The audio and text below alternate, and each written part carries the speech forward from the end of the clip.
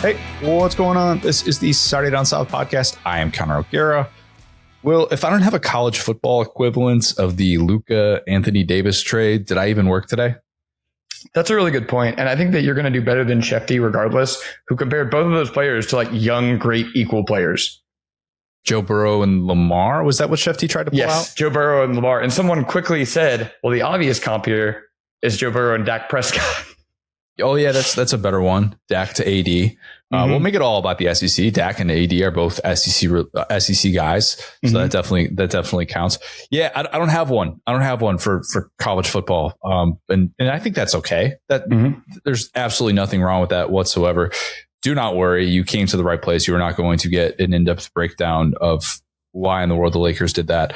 Or why in the world the Mavs did that, not the Lakers. But if you find out, let me know. I'm at Go So Hard on Twitter. I am still actively investigating. So the documents are all right in front of me. We're getting to the bottom of this, folks. Don't you worry. Yeah. No, we will not be discussing that today. Great show lined up. Neil Blackmon, who knows all things Florida as much as anyone. He's going to join us in a bit. Great perspective from him, as always, plus Lad of the Week.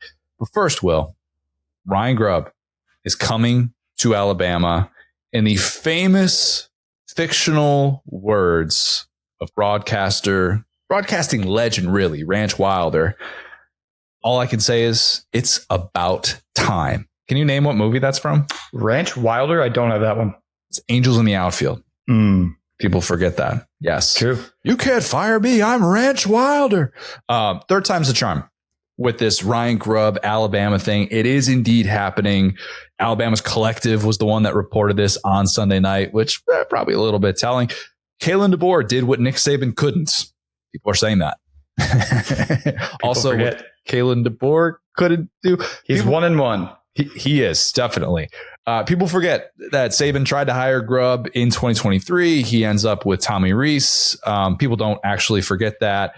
It's an interesting sliding doors looking back on that, because while Reese ultimately got a lot out of Milroe in what turned out to be an SEC championship season for Alabama, if Grubb had gone to Bama in 2023, would Washington have played for a national championship that year? And as a result, would DeBoer have gotten the Alabama job? Who knows? I have no idea. Things changed in the sport in such a strange way. Or maybe would Bama have had a better shot at beating Michigan? Perhaps a DeBoer Grubb reunion could have happened in the title game. Is that possible? I don't know. We'll never know.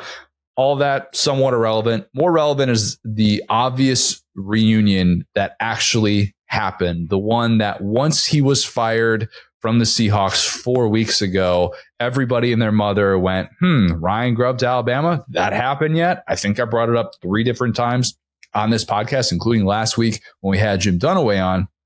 But as he brought up last week, the timing of the February signing day might have also played a part in that. And again, Alabama's Collective breaking this news speaks to perhaps the splash that Bama is hoping to make at the very last second with this February signing day that everybody forgets about, myself included. Yeah. Oh, sorry. I thought you were Paul. Go ahead. No, any thoughts on that? Go ahead, because I got a lot I want to dig into with this. So this is the guy that I always said that Alabama needed to be successful under DeBoer. And it's because, and funny enough, I compared him to myself and my friend John Haidt, who we've worked together for 10 years.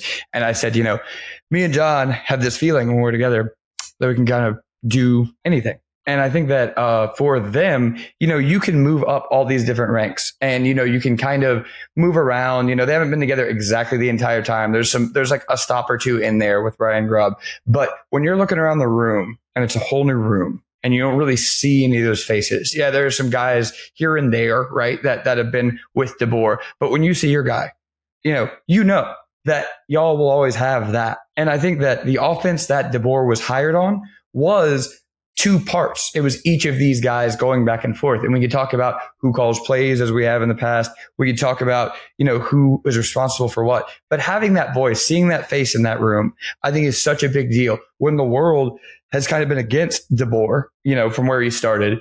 And he's surrounded by new faces. We've seen this with athletes come up and they go big and they bring the guys with them that have known them the entire time. And I'm not saying this from some metaphorical way. It's the fact that you hear in the back of your head, what would Ryan be saying right now? And you don't know. And that can be so scary, even more scary than moving across the country, even more scary than moving into the SEC, is that your buddy Ryan is at the Seahawks and obviously not having a great time over there either. And when I'm sure after the Vandy game, that was one of the first calls that DeBoer made, is just say, dude, tell me, I don't suck at this. And I think that matters so much for these personal relationships, the soft skills that we talk about, that these guys can now work together. And so I was always a little bit skeptical of the hire, but the big reason why was because we were interviewing Grubb and DeBoer, but we were only hiring DeBoer. It's a good point. And look, you and I are kind of like that in a different way, because, for those who don't know, like Will's background, Will's been at SDS off and on since I started at SDS. It started with our company in 2015 when I was doing Saturday Tradition stuff. And Will and I have worked together on a lot of different projects throughout our time. And when Marler and I went our separate ways after the 2020 season, you go through the list of people that you think you could work with. And there are a lot of people that were thrown out there of, hey, could you do a show with this person? Could you do a show with this person? I'm like, Will's my guy.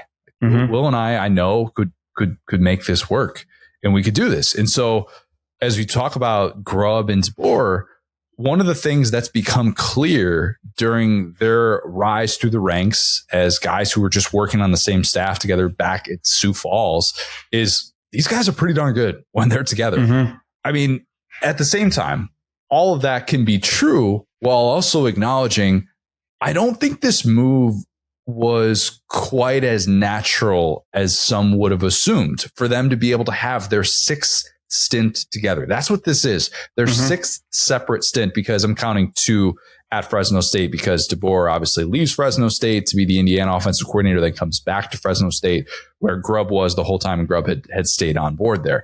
But I think DeBoer would have deserved to get blasted if this didn't happen, or if we had found out some internal reasons prevented this from happening. That would have been a really tough look for him, because let's remember, the path of least resistance is actually Kalen DeBoer not making this move. Nick Sheridan, Alabama's OC. He wasn't fired. You didn't have this obvious vacancy. You didn't make a move to make that move. Jamarcus Shepard, aka Alabama's co-OC, remember, duties matter, and decorated receivers coach, a big part of this Washington to Alabama transition for Kalen DeBoer, he wasn't fired either. So even though DeBoer's initial plan was essentially to take that offensive staff from Washington and put them in the same roles at Alabama, which a lot of the times I kind of look at that and I'm like, yeah, you really just want to bring your entire staff on board, a la Scott Frost, UCF to Nebraska. You should probably be a little bit more critical of your staff and recognize that you have some big time hires to make at a place like Washington, where you did the rebuild job that you did. You had this unbelievably prolific offense for 2 years. You went to a national championship game. You're more on board with that. And you realize there are some elements to this that would make a lot of sense, even if you do have some other areas that you are going to need to make those SEC, like people with a deep SEC background, bringing those types of people in to help in other areas. So I fully acknowledge all of that. But that's not what happened in 2024, because Grubb didn't officially come on board. Right. And I'll say too, really quick, like you could sell me that Kalen DeBoer was Alabama's first choice. Like, I don't personally believe that, but that's something that's easy to be sold to people. Like talking about, oh, they didn't actually want Lanning, they didn't want this. There was no reality where you sold me that Grubb was not DeBoer's first choice as OC. Yes, 100%. And that's a big deal. And again, the recruiting questions, like he has responded and been a better recruiter than I thought. But at the end of the day, now he has that missing piece to say, well, I got my guy back. Because Sheridan, to your point, was not an offensive coordinator. I'm not trying to be mean, but as far as a play call, as far as that style, now DeBoer can sell his vision to people and say, look, I got my guy in the boat. We're locked in together. We're going to do this for you. Versus Sheridan was my first choice. I trust me in my offense. I think this helps recruiting a ton. Definitely does. And that's why, if you recall last year, Ryan Grubb was at this signing day event talking about how he's going to be the next offensive coordinator at Alabama. And while it officially didn't happen, he, was probably a huge part of that sell for Kalen DeBoer to Greg Byrne. When DeBoer's making that sell to his future boss of, look, I think I'm going to be able to get this guy on board, this guy on board, this guy on board, whatever the binder looked like that he brought to that table, to that interview room, saying, here's what I think I'm going to be able to do well. You have to think that Ryan Grubb was a big, big part of that. And why wouldn't it be when you have been synonymous with one another? You guys have been sort of a package deal throughout your last 2 decades, rising through the ranks of the college football coaching world. And he ultimately isn't able to make that happen. And Ryan Grubb, as we know, opted to stay in Seattle, take the Seahawks OC role, because remember, kids, moving is the single worst thing that we as human beings do on a regular basis, trademark pending. Mm-hmm. Grubb also got full autonomy of an NFL offense without having to move. Yeah. Come on. That's really nice. And it ultimately didn't work out. And what's crazy is that if you want to look at it from the NFL standpoint of, last time the Seahawks had an OC that was hired away by somebody else, a team that will remain nameless and is just above my shoulder here, their offensive coordinator, Shane Waldron. And you had Seahawks players like Jackson Smith and Jigba be like, oh, good luck to y'all.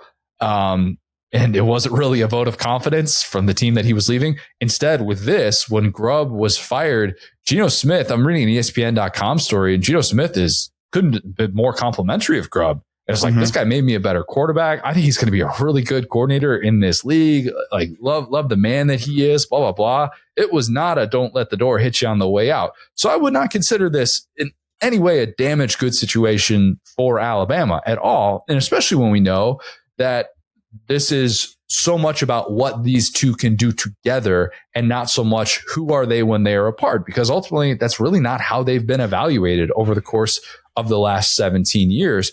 I would look at this as a head coach who humbled himself and was willing to have probably a few awkward conversations internally, because he clearly recognizes the urgency that he is facing in this job. Kalen DeBoer is acknowledging, I'm not going to get 5-6 years to make this offense go.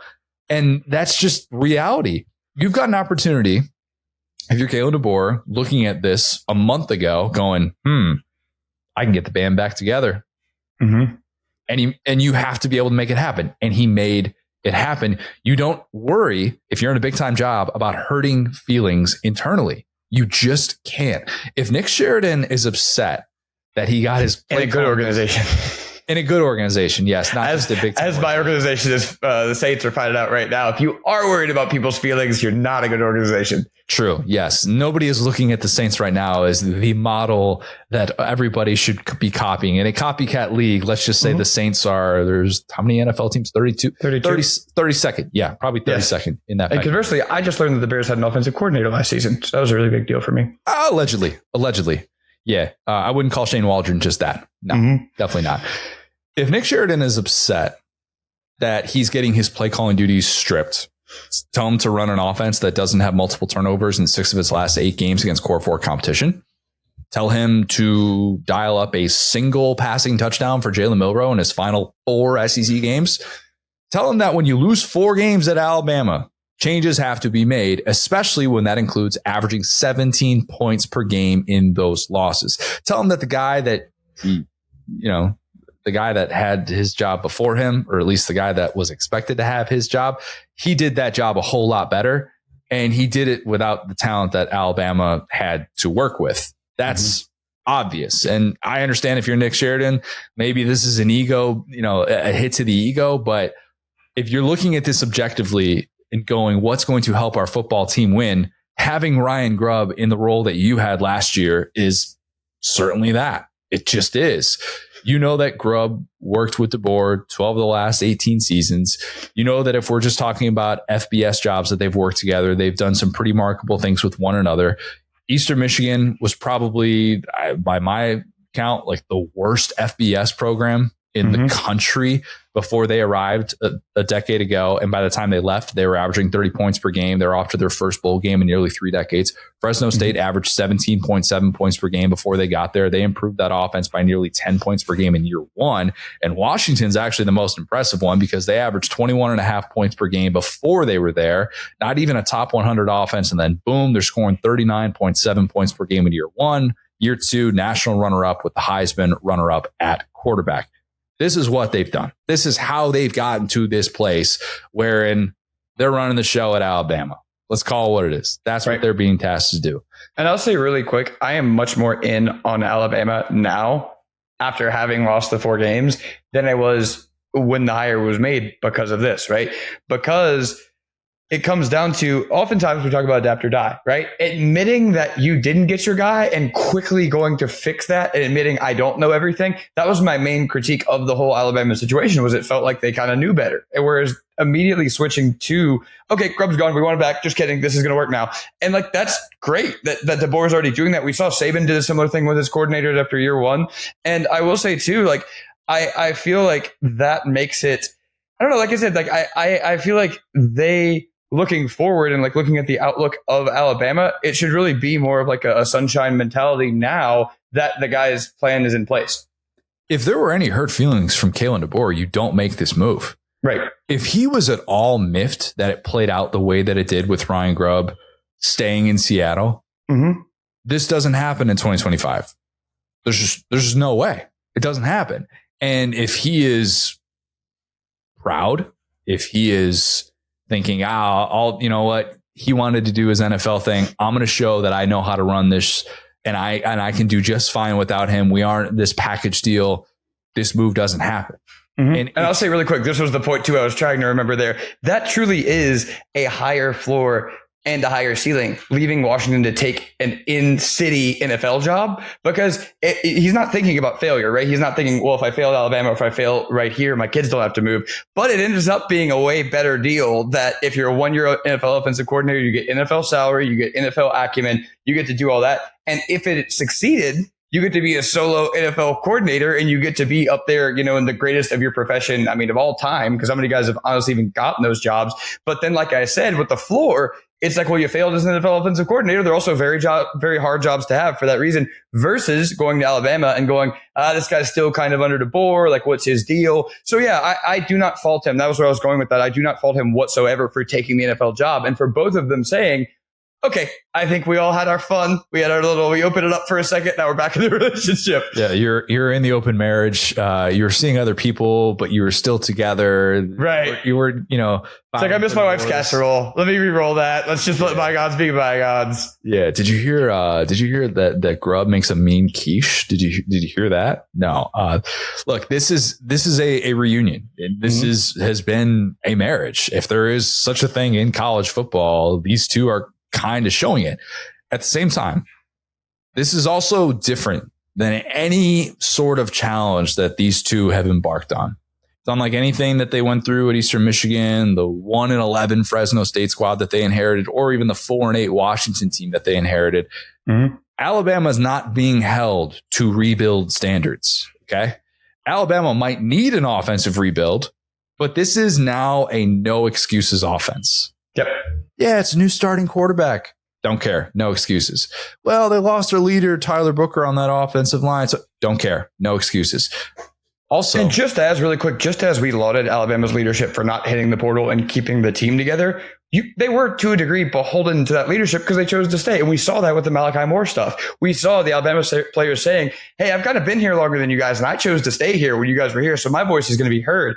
To really be the leader of a program, not only does he have his guy, but he also has his players, which is a really big deal because a lot of the guys last year committed to Nick Saban. The obviously vast majority of them did. And as you start to get your own players in, even if they're not the number 1, number 2 roster in America like they were, having guys who run your system and love you and trust you and signed up for you and not just are staying for the kids, for lack of a better term, which is kind of what it became for some of the Malachi Moore stuff in the defense. I think that's actually matters a lot.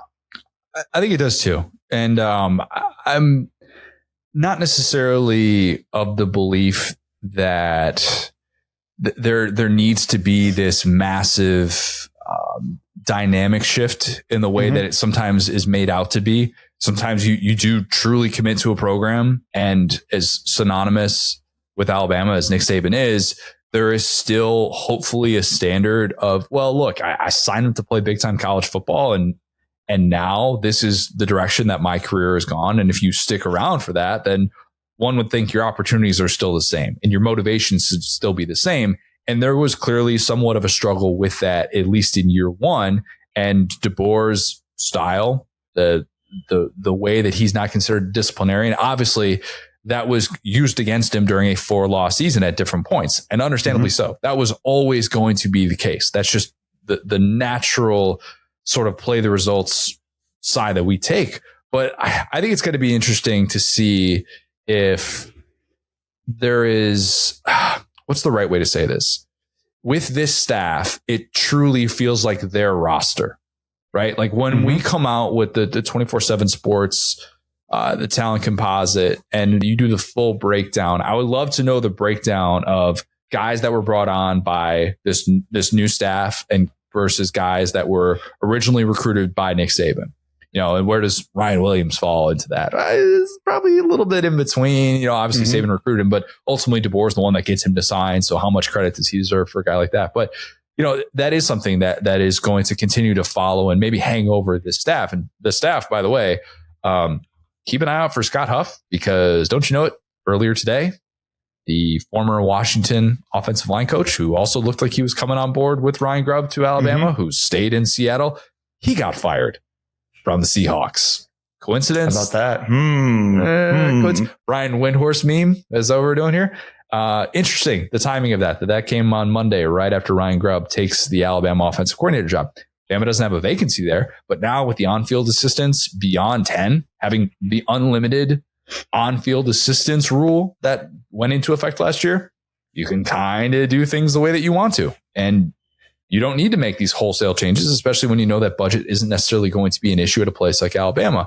If that happens, and if they do get Huff on board at Alabama, which that's an if, that's your offensive staff from Washington brought to Alabama. Like that's it. That they're all Shepard and Sheridan, and ask Vanderbilt. Hey, worked out for them. Something to be said for it. Yeah. New Mexico State to Vandy. It's showing everybody in college football, this is how you need to operate in order to have success. If you're DeBoer, that's exactly what you wanted. And again, that's why this is a no excuses offense. There should be no excuses for DeBoer to now handle that CEO role instead of probably feeling like he had to spend a ton of time troubleshooting the offense this past year. You can now give Ryan Grubb about as close to full autonomy as you want. If there's anybody that's going to have full autonomy, even with an offensive minded coach, it's Ryan Grubb in this Kalen DeBoer situation. This is a 6 different stint. Okay. 6 different stint. I cannot emphasize that enough, that you are making the decision, if you're Kalen DeBoer, to bring him on board. You trust him. And I'm including, again, the 2 times at Fresno State, because the roles changed there. And even though Grubb stayed, it was DeBoer who came back. So what does a no excuses offense do? We could say that. We could throw that out there all we want. But until we actually lay out some of these terms, it doesn't really mean a whole lot. To be clear, in the offseason, I felt like I was on an island screaming this about both LSU and Alabama, where I was like, this is a rebuild year, guys. If y'all want to agree with me, disagree with me, I don't care. But if you adjust your expectations accordingly, that's why I'm not out on Kalen DeBoer. That's why I'm not out on the Brian Kelly stuff, because I expected last year to be a little bit, no one likes to admit it, but a little bit of a reload. Whereas, to your point, this is, I guess, go ahead. I'll let you define it before I simplify it. Do you see how Will just put LSU right into that? Just insert LSU. Well, it's because we were bad last year. It's true. So I wanted to commiserate for the first time in my life with Alabama fans both having not met expectations for once. Very true. So a no excuses offense. It looks like one of the best in college football. Duh, obvious. It isn't a roll of the dice week to week. Also obvious, which Alabama, you could look at the raw offensive numbers and say, oh, they did this, this, and this. Week to week, did you know what you're going to get? Nope. That's a problem. It might not have full balance, but let's remember, of course, when Washington was lighting up scoreboards left and right during that 2-year stretch, it did not care about offensive balance because it had the personnel to be able to support that. This Alabama offense should have multiple ways to beat you, though. At the very least, need to have multiple ways to be able to go out and win football games. It has Ryan Williams also not getting taken out of games. Like he probably had happened to him far too much in the latter half of the season, even though he was only 17. By the way, Ryan Williams turns 18 on Sunday. I know that's tough. How about that? That's tough. Get your he's only 17 years old jokes off for a few more days. Let's appreciate this era as long as we possibly have it. But again, this is a guy that you would think in this Ryan Grubb offense should be maximized, whether he's 17, 18, 19, 25. I don't care. Right. Alabama might have the proven pieces to suggest that it should be. Well, you know what? Let me take that back. Alabama does not have the proven pieces to suggest that it's going to be a top 10 offense. Okay. You would not look at this roster and go, yep, they're going to score 39, 40 points a game. That they are not built like that based on what we have seen outside of Ryan Williams. But a no excuses offense doesn't care about that. Okay. It doesn't care about, oh my God, you have this returning guy here, this returning guy there.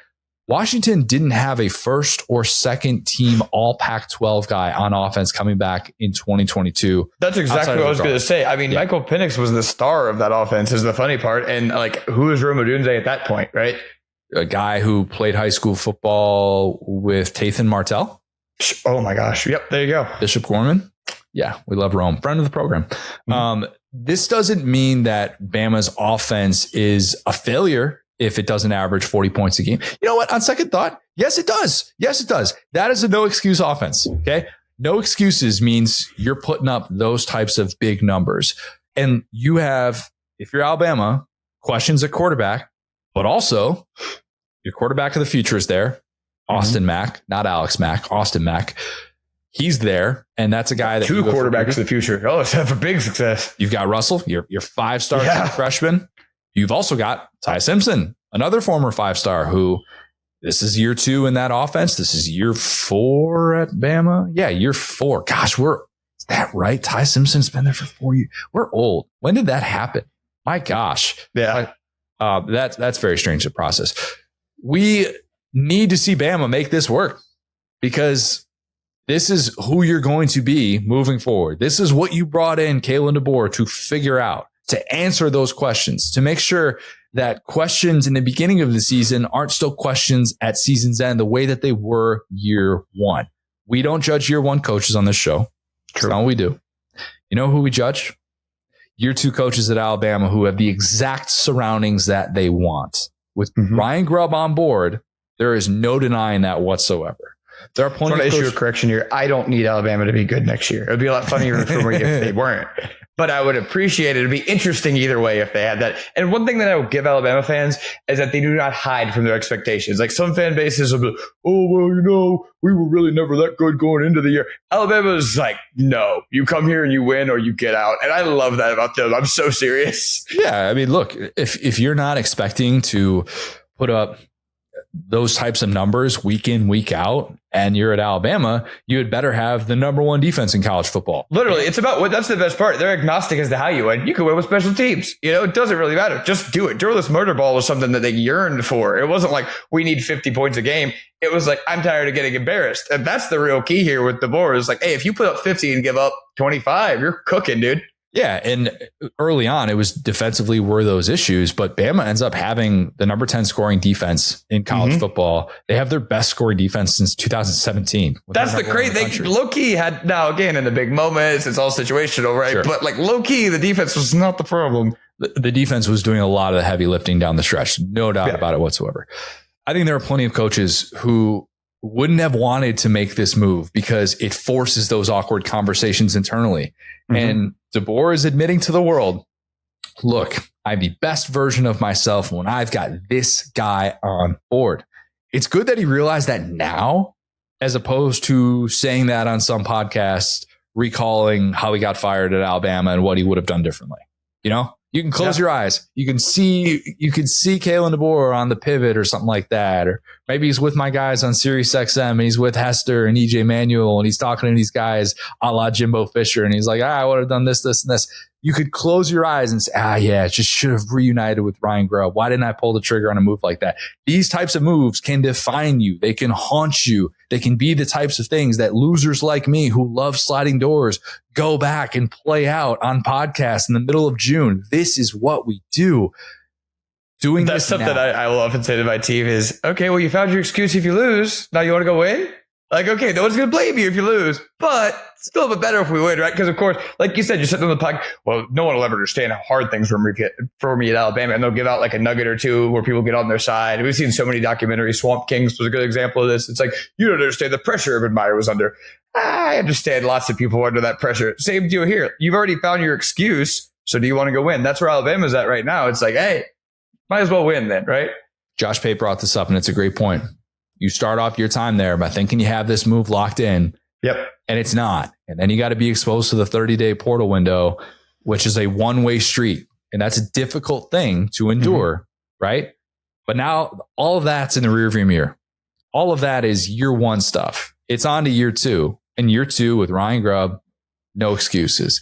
And with this move, I don't think that all of a sudden it guarantees Kalen DeBoer has a decade in Tuscaloosa and he's going to do the ultimate pass-fail thing of win a title.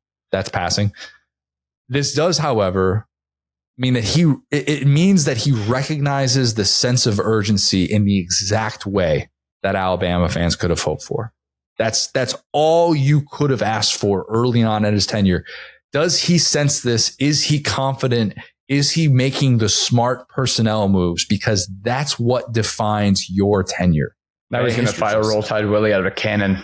He's going to ceremoniously light everybody up and go, watch this. We're shooting him out of a gun. We're done with this. With all due respect to Roll Tide Willie. Why? I don't get it. And if you're listening, Roll Tide Willie, like I respect your game. I respect what you're doing. I really do. And I make no bones about it. Do we need full on acknowledgement? And see, now I'm just leaning into it. This is exactly what we want. Credit Roll Tide Willie for getting me to bring him up.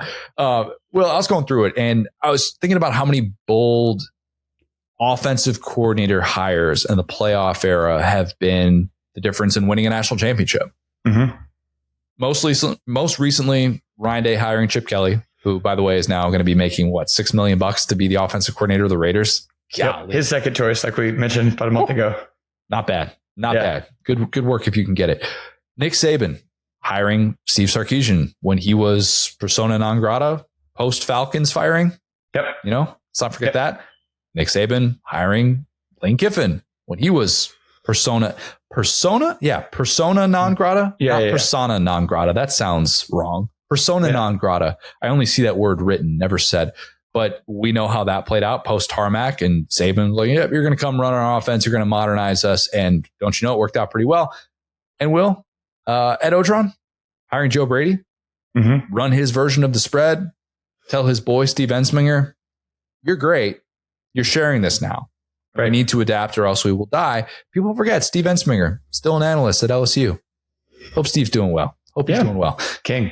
Nobody will say that Kalen DeBoer hiring Ryan Grubb is bold because of obviously how long they've worked together. But when you add that context of inserting him into this offensive staff at a time when DeBoer is in theory finding out just who he is as a head coach at this level of college football, and maybe trying to show the world, I got this. Don't worry. It's not about this guy. It's not about that guy. It's about me. Doing that right now, I do think it qualifies as bold. And, Bama might not be outside of my top 10 in my next way too early ranking whenever that comes out. There you go. Wow, they've won the press conference again. No, I'm just kidding.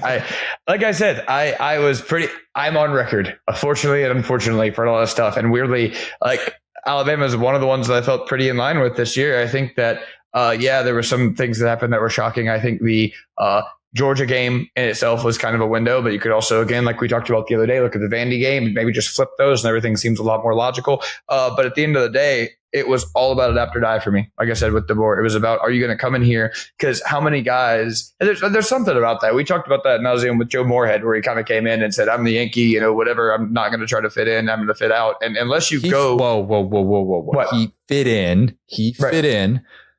Others said that he fit out. Right. But I'm saying, if you are going to do, if you're going to do what Urban Meyer did and pull up with, the boys, you better have Dan Mullen. You better have all your boys, and you better win, basically, and if you're going to do something that's so different, and that's what it could be, what I'm saying? That's the easy allegory is Urban Meyer, where it's like, okay, now not with all the off the field stuff, right? I got Urban Meyer on the brain, but in terms of this guy kind of just came out of this random place. It was like a big picture job. We're trying to replace this legend. And so, I think that I'm seeing more of the looking around. I'm seeing more of the, okay, this landscape maybe isn't exactly what I thought. And so I'm going to adjust. And so, like I said, I'm very big on Bama. I think that I predicted them. One thing I was wrong about, I predicted them to struggle a little bit more recruiting. I think this is going to help them there. And I think that philosophically, it's just a much easier sell now that, they're running the same offense from Washington, and their defense was shockingly good last year. It really was. And I don't know that Bama's going to have a wide receiver class like what Washington had anytime soon. I won't hold my breath on that just yet, as much as Ryan Williams is going to fit into that camp. And if he becomes a top 10 pick like Rome Odunze, then yeah, I mean, that's not necessarily going to be that surprising. I don't know how long it'll take them to develop that personnel, because that's ultimately what it came down to. It was development of personnel. I think the way that Washington team took off was not necessarily just the byproduct of favorable surroundings. And let's also not forget, like they get to the national championship in the year when everyone is finally acknowledging that the Pac-12 is really good. And it was awesome that season. And they were the team that beat Oregon twice and kept Dan Lanning's squad out of the playoff. And in order for this Alabama team to make that jump, because they do have to make a jump. I mean, let's call it what it is. Georgia was great. That game was awesome. You're 5-4 after that. Okay, you were a very mediocre football team after that game. Never thought of it like that. That's a good point. Yeah. I mean, that's what's going to ultimately define the DeBoer era. Are you going to get to that level and stay at that level? Because you can move past this, and you can move past this with the right hires, which I believe that he has made. But until you actually show, hey, we're the team that just nobody should be sleeping on. We feel like we have an advantage with our staff each and every time. That's everything. Like that is everything in this day and age. And you feel so much more confident as a fan base. And last year, I think by season's end, you couldn't be confident in who Bama was. You look across sidelines, see dudes like Wink Martindale dialing up blitzes that your offense was looking at like it was blindfolded calculus. Like it is extremely difficult to feel like you are at a disadvantage, and maybe one person doesn't ultimately change that dynamic, but it's a start. Yeah, it's definitely a start. Yeah, no, I'm right there with you. Like I said, I feel like I'm finally, and you guys know, I've not been super like positive or sunshiny about Alabama. I probably laughed at their expense more than a lot of people in the quote unquote media. But yeah, I think that's about it for me in terms of I am now, the fear is a little back, right? And hey, it was misplaced one night in Baton Rouge this week. I understand that, but at the same time, if you're flipping a coin after the Georgia game, you're going to win, we're going to lose. That hasn't happened since. Mike Shula returned. He's like some type of a Puxahani Phil. He's returned to the SEC, and so the Alabama's struggling. But no, I think that there's a whole generation of Alabama fans that have never felt that, and I think that they finally look like, not that the Will Ogburn stamp of approval is something, but this seems a lot more logical to me. So yeah, I am scared. That's the best way I can describe it. I'm scared. For the first time in at least 2 years, there will be an obvious 1-1 with the coordinator draft. Just saying. Mike Bobo? It will not be Bobo. Needless to say. All right, let's kick it to Neil. He's always got such great insight on all things Florida.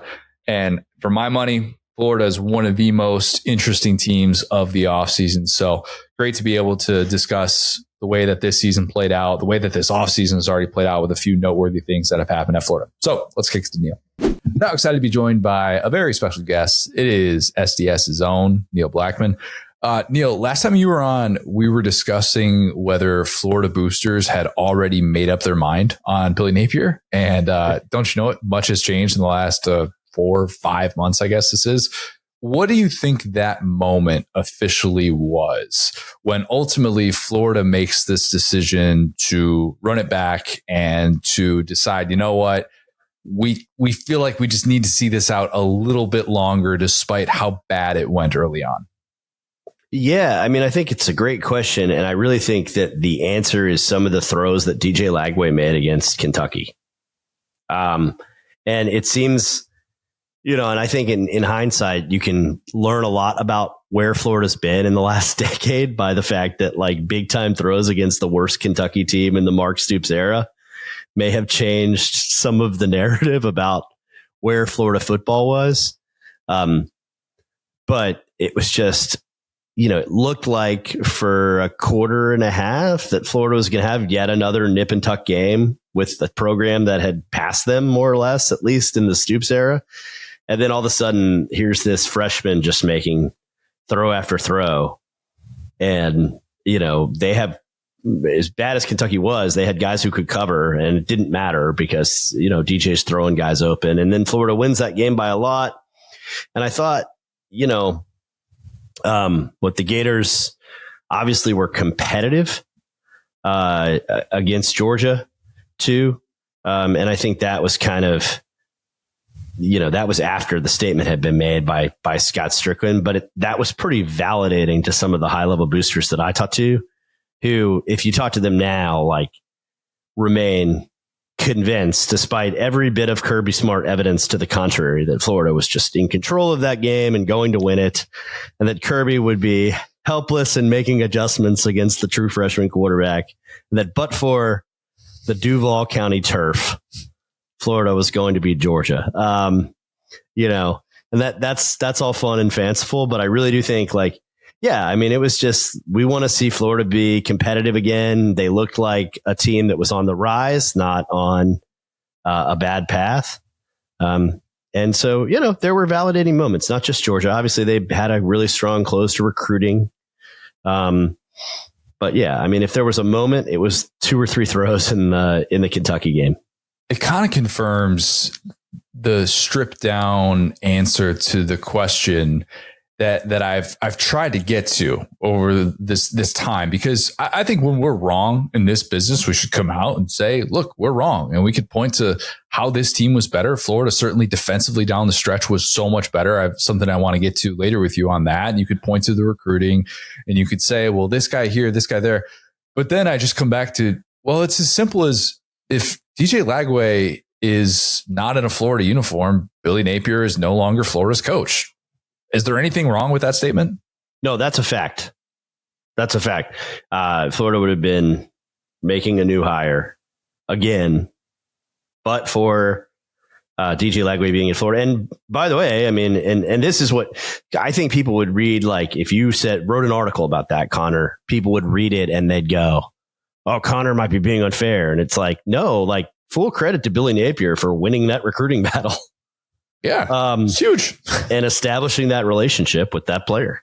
Yeah. So he gets the savior billing, and ultimately, so far, that's what he's been able to do. And it's to be determined how that's going to play out. And you finish the season the way that you did with 4 consecutive wins with him as your starter. And the last football game that you've lost was that Texas game, wherein the optics weren't great. Strickland comes out with a statement beforehand. They show the statement during the game as far as getting killed. But then obviously the way that Lagway finishes has changed everything about this entire Napier era. You've got a piece coming out about Napier as a play caller, and I think it's a really interesting subject to dig into. And you talk to defensive coordinators who have faced his offense before. What did they tell you about that? And is there perhaps a reason to still be concerned about that element of Florida's offense moving forward? Yeah, I think there's significant reason to be concerned. I was surprised, though not stunned, I guess I should say, that Billy Napier did not relinquish play calling duties in the offseason. It should be known, at least to my knowledge, and I feel like, I talked to everybody I could talk to. At least to my knowledge, there wasn't ever any plan hey, Billy, you have to go and get a coordinator. That wasn't a thing. But there was some thought that, hey, Billy Napier is a reflexive guy. If you've talked to Billy Napier for 15 minutes, he doesn't have a huge ego. So it's kind of why does he continue to do what no one is doing? And what better example while watching the college football playoff than Chip Kelly and kind of seeing why, or, flip side of that, Al Golden, and seeing why you can have a bright offensive or defensive mind, and having a coordinator still allows you kind of the freedom to be the CEO. And there's no reason Billy wouldn't have his hand in the offense. But I talked to multiple SEC coordinators and a couple defensive assistants. And the consensus was that Florida schematically, particularly in their run game schemes, is very multiple and hard to defend. What was fascinating, and that they don't feel like there were like play calling issues per se outside of situational play calling with Florida as it relates to the run game. What was fascinating was I asked questions specifically about play calling and situational play calling. And the answer I got was it's less situational play calling and more schematic issues in their passing game. And that to me was pretty fascinating. And this was a consensus with each of these coaches. And they said, go back and look at, one of them told me, go back and look at Florida's biggest wins last year. And they said, go back and look at LSU and look at Ole Miss and look at the throws that DJ Lagway made on either touchdowns or plays that set up touchdowns, and how those players that he threw the ball to were not open. They said, just note that they weren't open. The pass to Elijah Badger, who's going to be 4th or 5th round draft pick at worst, not open. Down at the goal line, just a flag route. He maybe had a half a yard of separation. Lagway threw it to the only place that he could catch the ball, and he made the catch. Ole Miss, Florida, he throws open a corner route in the end zone, so Florida gets a lead, which they don't relinquish, right? And then how do they seal the wins in those games? With really nice run scheme plays like the Jaden Baugh run against LSU, where they had, an All-American center pull and just wipe out Weeks, the linebacker. That kind of stuff is good, but they're going to be so reliant on DJ making these elite kind of transcendental throws. And, one of the coordinators told me they just don't get enough guys open. They don't have enough personnel sets to get guys open. They have looks where, it's one of 3 route trees. And so if you have a really good safety, he's going to come up to the linebacker and be like, hey, that guy's running this or this, or go to a corner and tell them what's coming. So Florida is very predictable in terms of what their pass game concepts are, at least according to these defensive coordinators. And I will say, these are high level. I mean, obviously, if you're an SEC defensive coordinator, you can coach some football, but these are really good ones that spoke to me. I think it was surprising because, this is not a hot take. Florida's window to win is now. It is this year and next year. And then with the first pick in the NFL draft, so-and-so selects DJ Lagway, quarterback, University of Florida. And that is it. The window is over. So why Billy Napier would insist on his play calling and his being the offensive coordinator as the answer to winning in that small window is a curiosity. And it's a curiosity that will define whether Billy Napier ultimately succeeds at Florida or doesn't. Neil, I know we've heard a lot about how Florida is so invested in its underclassmen, all the money that's being spent on NIL for them. Plus, you're getting Trey Wilson back after what was essentially a lost year for a guy that was expected to be Florida's best receiver. But why hasn't Florida, with that urgency, understanding that window, been a little bit more aggressive with getting these receivers out of the portal? Because I thought dudes would be lining up to catch passes for DJ Lagway. And based on the way that it is shaken out so far, and again, there is going to be a receiver market in the post-spring window as well, but based on the way that it has looked so far, I'm surprised that there haven't been more of those splashy additions. Why do you think that's been the case? Yeah, it's surprising. I think they would tell you that. I think if you, I want to be careful with how I say it. I think if they were in a world where it was fashionable to admit you lost a recruiting battle, they would say we lost one. But I also think they really have put a lot of weight in the fact that Aiden Mizell came on late in the year, and that they have Trey Wilson back healthy and spent to keep him when there were plenty of people, proposing that he enter the portal, which shouldn't surprise anybody. But yeah, DJ Lagway, according to our guys at Pro Football Focus, made 18 quote unquote 18 big time throws last year. You know what the second highest was in the SEC among returning quarterbacks? I was going to say Dart was up there, but that's not a returning quarterback. I'm going to say, I think Nico had like 12 or something. Nico had 12 and Sellers had 10. Yeah. And DJ started 6 games. So that goes into like the whole scheme thing too. He had the guys that weren't open enough to make 18 such throws. But yeah. And so like, why wouldn't they have been more aggressive? They will answer. Billy has availability this week, and I guarantee you he's going to talk about the investment they made in players coming back and how retention is part of college football now. And it is, and that his retention strategy is Clemson's, and he learned it from Dabo when he was there, and they've been good at it with the exception of ETN really, and Tyron Hopper, who they lost to Missouri earlier in his tenure, who went on to be all SEC linebackers. Umon Mielen's another one that I think would. Yeah. That's tough luck. Yeah. Umon Mielen. Absolutely. Good point. Princely was great at Ole Miss. So I think they've gotten better at retention, and I'm sure DJ helps retention too. And they're going to be very good on the offensive line, which isn't getting talked about a lot. But they bring back first team All-American at center in Jake Slaughter. And then they bring back Austin Barber, who could be an All-American at left tackle, right? But yeah, portal depth on the offensive line would have been like third on my list.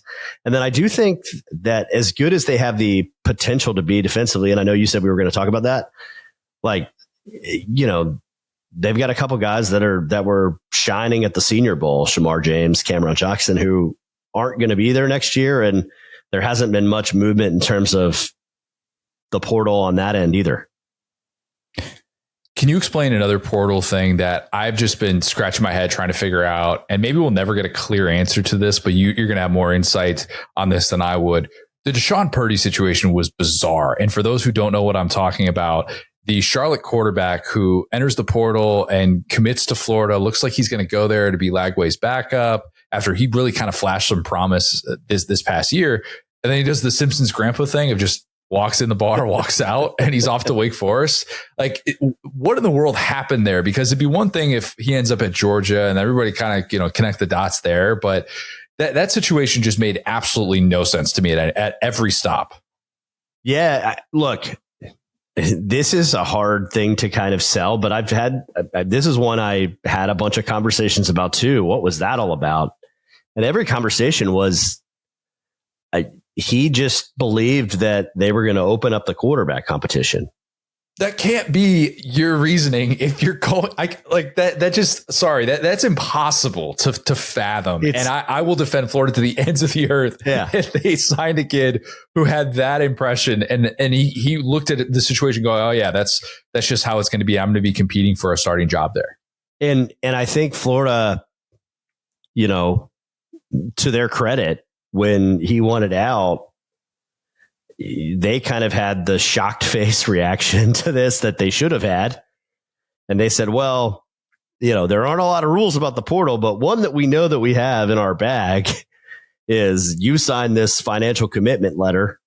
So no, you will not be transferring to Georgia or any of these other programs that might have liked having a pretty talented freshman quarterback back for another season. So that's how he ends up at Wake Forest. So he really did himself no favors because Florida had the ability to kind of prohibit him from transferring within the SEC. So a lot of that interest obviously had to peel off because he had signed the financial commitment letter with the Gators. So yeah, that was a truly bizarre one that will not make sense for quite some time. And I think it does speak to Florida being right, by the way, about what his impression was, that he hasn't come out and guns a-blazing, like I was misled. Like he didn't rip Florida. This is Jaden Rashad all over again. It is not. No. I believe he went to Florida thinking that Florida was opening up the quarterback competition with a guy who's on All-American list as a returning starter. A simple Google. Yeah. A simple Google would have gone a long way in a situation like this. Yeah.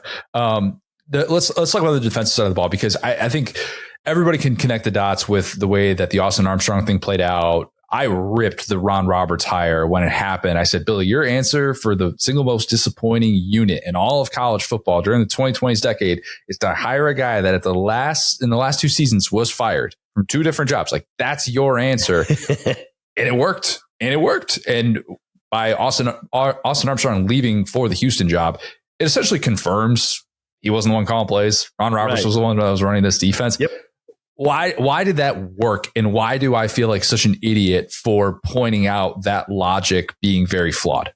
It worked for the same reasons that his Auburn defense, despite the dismissal, had games where it looked really good. True. Their scheme is simple. They let players run downhill and use their speed to get after the football. They don't do a ton of complicated stuff. This is not Al Golden. It's like the inverse of like complex defensive scheme. And I think Florida had tried a bunch of complicated things under Austin the year prior, and players got confused. And to be honest, like the best Florida defenses for the last 2 decades, with the exception of maybe like the Dan Quinn defenses, were all like that. Whether it was Will Muschamp or Charlie Strong, it was like, we're Florida. We have fast players. Let's get downhill and run to the football. And we will pressure you with our edge guys. And so I do think, when you look at what failed for Ron at Auburn was eventually they just didn't have enough of a pass rush for that to work. And, fortunately for him at Florida, like Tyreek Sapp, who was a 4-star player, just took forever to develop, finally developed and became really good, right? They hit in the portal on George Gums. When they've signed portal guys, they've been pretty good at evaluating. I would have to say, like, they haven't landed these elite portal players, in terms of like, this guy's number 12 on the 24/7 composite, but they get a guy like George Gums and he finishes 9th in the SEC in pressures. I mean, like that, so he'll be back. So I think that's helped a lot too. And then better linebacker play. Pup Howard was one guy they did get who was a big name. He was hurt at the end of the year, but their linebackers were just way better. And Shamar James didn't even really play well till the second half of the year when I think his knee was finally feeling good. So Shamar's going to be a big one for them to replace. I think that goes without saying. Anybody that watched them play this year probably loved Miles Graham, the freshman All-American. But can he do that playing more snaps? That's a big question. We've seen guys struggle with that step. And then I think, another guy, Aaron Gates, how does he recover from the injury and where do they play him? Do they want him to kind of transition to being a nickel and a safety full time, sort of like Notre Dame did with Xavier Watts, or are they going to play him at linebacker some? So they have some sort of positional questions, but I think the back end of Florida's defense is in really good shape. And it just becomes like, how do you replace some of these guys at tackle? Desmond Watson, we all think it was funny and we're going to hang the Gasparilla Bowl picture in the Louvre, but he was a really productive and important piece for them, right? Like that, it's nice to not have to fit a run gap. He is the entire run gap, all of it. Correct. 2 out of every 3 plays, right? So, can Ron's defense continue to do that better? Because Florida was much better against the run last year. I mean, these are certainly after the first month. So these are the questions that I think really are the key to Florida's season. That and production at wide receiver. If you already mentioned that too, like if you get into the data, like Florida's gamble to not go after big names in the portal or their failure to land big names in the portal, whatever you want to chalk it up to, man, like those dudes that are coming back better produce because the data doesn't back up their talent yet, right? Like the numbers aren't there production wise. And that's what DJ has. Going to be really interesting to see just this year 2 transformation. I think all eyes will be on DJ in a way that, quite frankly, I don't know that they've been on a returning starting quarterback at Florida since Tebow. And that's not saying he's going to be Tebow or anything like that. But even if you go back to 2020, Kyle Trask, as much as we all liked him kind of coming into the year, how much of it was based on the rest of the SEC not really having a lot of those returning guys. Yeah. But he's going to be in a different category, and it's going to be fun for a Florida fan to be able to kind of watch that. And he's a big reason why Florida, I declared, was the ultimate good vibes team this offseason. But, we're sitting here still with an over-under of 6.5 wins. Schedule is still really, really difficult. The 7-5 with a year 2 Lagway, with this window that we're acknowledging is there for Florida to take that next step and to kind of move past this. Would that still feel like a massive letdown? And would that ultimately get Billy Napier fired at the end of 2025? So I don't think it would get him fired, which I'm sure will have listeners that care about Florida throwing things or screaming expletives. I don't think it would. It would be a massive disappointment. Yeah. Here's the thing about hard schedules, right? Like, it's the SEC, man. Everybody's schedule's hard. You want to go to the playoff, win some of these games, right? And for Florida, I think there's a really good argument that their schedule this year is much more favorable than last year's schedule. We still don't totally know what Miami's going to be, even though they have Carson back. Also, Florida fared pretty well against Carson back, in my opinion. Yeah, 100%. And Florida fared pretty well against Carson Beck. I mean, they were tied with 5 minutes to go with their third string quarterback. So I think they got to feel like they'll be okay when they go down to Fort Lauderdale and play those guys. And then, Texas comes to the Swamp. And that can be a tough place for a first year starting quarterback, even one as exceptional as Arch. So, you circle okay, they're going to go to LSU, but we'll see. We'll see what time that game is. If you're a Florida fan, you love that it's early in the year. And then Tennessee's in the Swamp, where they haven't won since, I think, the Reagan administration. I'm not totally sure if that's accurate. No, it's not. It's George W. Bush was president the last time Tennessee won in Gainesville. Love it. Yeah. So, win the games, right? It's going to be really interesting to see. And I can't wait to see if ultimately this Lagway hype is going to be justified. But we'll probably meet up again at some point this offseason to be able to discuss some Florida developments. Neil, and by the way, I love that you said that game in Fort Lauderdale. People don't realize Miami doesn't play in Miami, but that's different subject for a different time. Neil, great stuff. We'll talk again soon, man. Thanks, Connor. Appreciate you. All right. Well, let's close with some Lad of the Week. You mind if I start? Go ahead, man. All right, we'll start a little bit on the serious tone. I've got Jack Besh, the former LSU and TCU receiver. If you didn't see this over the weekend, caught the game winner at the Senior Bowl, where he had such a memorable week. And if you don't know the story, a month ago, his brother, Tiger Besh, all-name team legend, he was killed in the terror attack in New Orleans on Bourbon Street. And listened to Jack Besh post-game.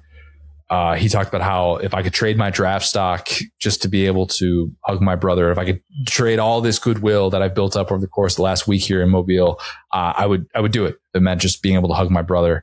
And your heart just breaks listening to that guy. And at the same time, he admitted that he felt like he performed the way that he did at the Senior Bowl because of his brother.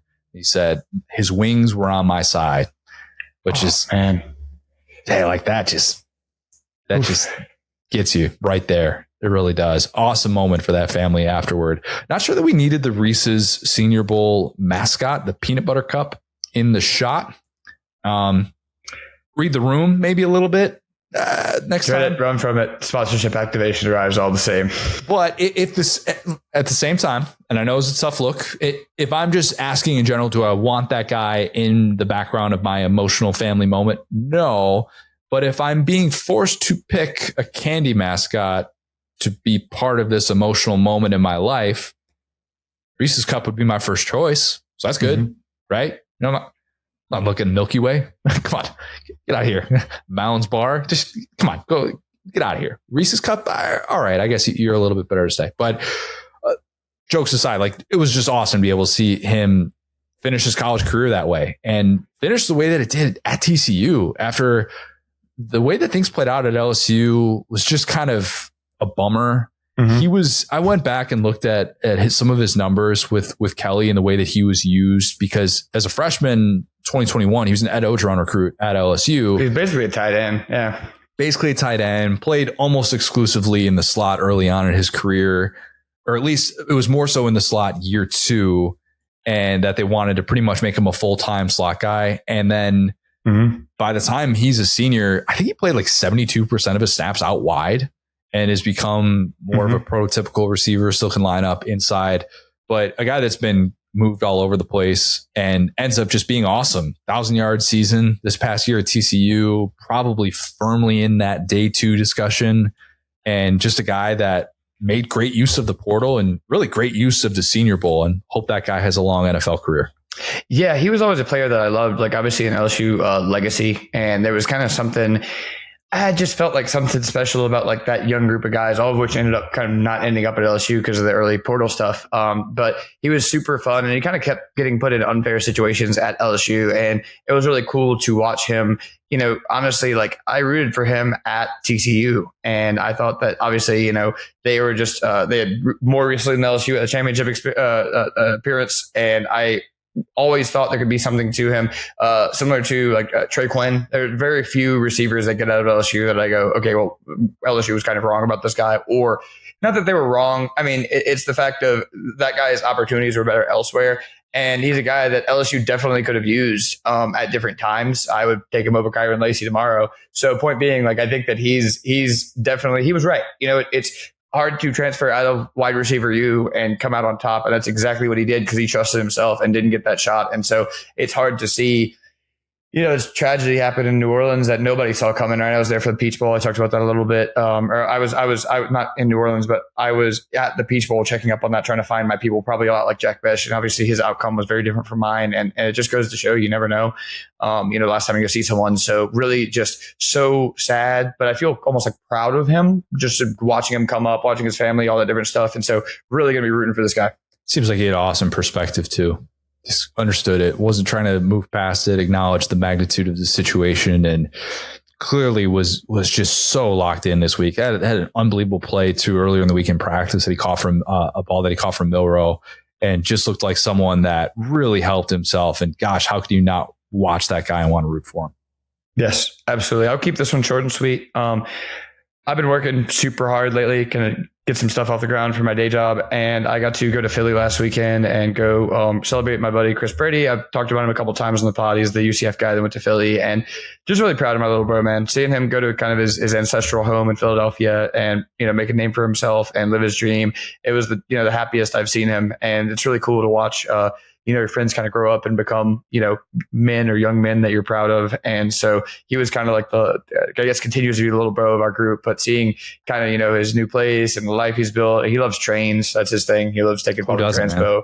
And in the South, you know, it's hard to do that. So trudge through so much wind to get to trains. And I'm just looking at him and he's smiling really big. And I'm like, this guy's living his dang dream.